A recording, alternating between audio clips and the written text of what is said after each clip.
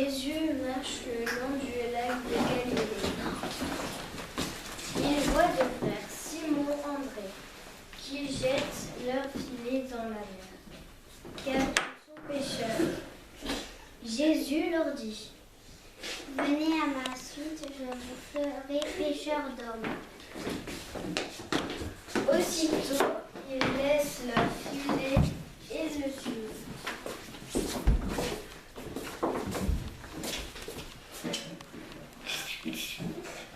Un jour, les disciples de Jésus prennent le bateau.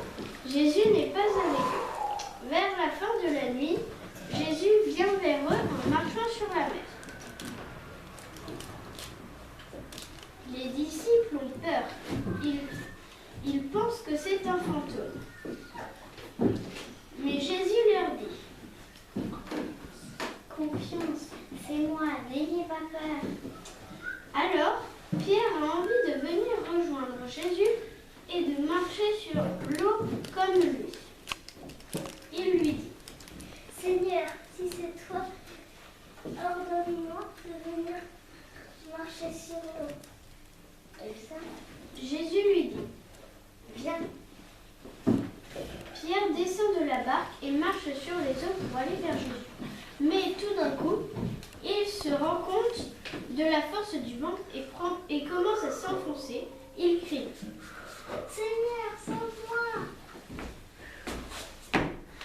Aussitôt, Jésus étend la main et le saisit et lui dit: Homme de peu de foi, pourquoi as-tu douté? Et quand il monte dans la barque, le vent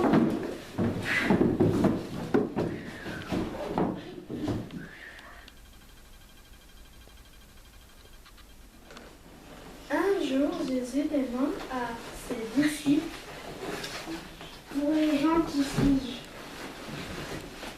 il répond: Kenji, Spider-Man, Iron Man, Thomas Jefferson, Michael Jackson, Iron Man, Christophe Maé,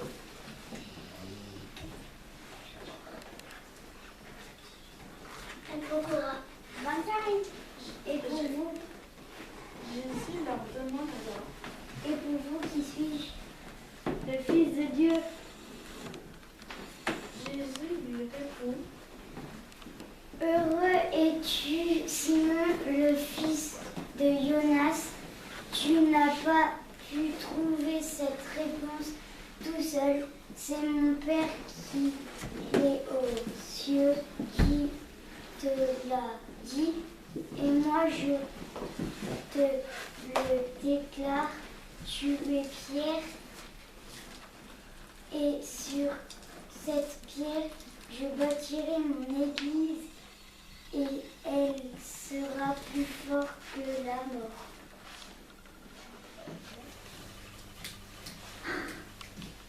Jésus annonce qu'il va mourir. Pierre dit à Jésus: Où vas-tu? Dans un endroit où tu ne peux pas me suivre. Et pourquoi? Je donnerai ma vie pour toi. Quand le coq aura chanté, tu m'auras renié 3 fois. Jésus est arrêté.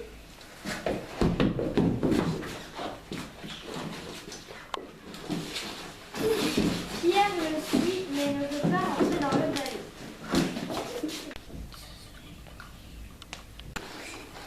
Devant la porte, une jeune servante lui dit: Tu es l'un des disciples de cet homme. Non, non. Les gardes se réchauffent auprès d'un feu en même temps que Pierre. Moi aussi, tu es l'un des disciples de cet homme. Pierre répond. Non, non. Un des serviteurs insiste. Si, je t'ai vu avec lui dans le jardin. Encore une fois, Pierre nie. Non, c'est pas moi. Et aussitôt, un coq chante. La crucifixion de Jésus, Marie-Madeleine va au tombeau. Elle s'aperçoit que la pierre a été enlevée du tombeau. Elle court donc trouver Simon, Pierre et Jean. Elle leur dit: Quelqu'un a enlevé le corps de Jésus. Je sais sais plus où il est maintenant. Pierre part donc avant Jean pour se rendre au tombeau.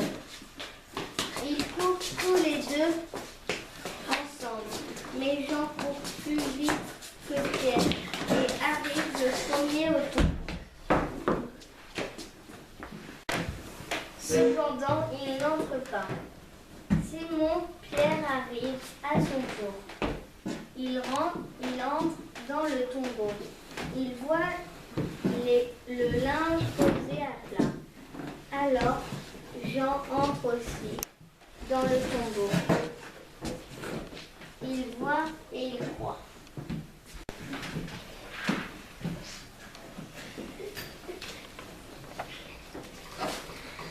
Les disciples se retrouvent ensemble à prier dans une maison. Tout d'un coup, il y a un grand vent qui remplit la maison et comme des langues de feu qui se posent sur chacun d'eux. Alors, tous sont remplis d'Esprit Saint. Ils se parlent en d'autres langues.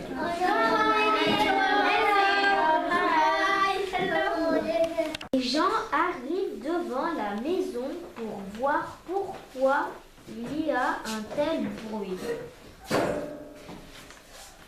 Alors Pierre, debout avec les 11 autres apôtres, leur dit bien fort et sans peur: Écoutez bien, Jésus de Nazareth a fait beaucoup de miracles, mais vous n'avez pas cru en lui.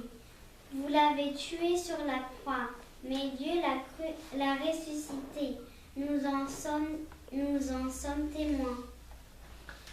Les gens qui l'écoutent sont très touchés par ce qu'ils entendent et tous se font baptiser.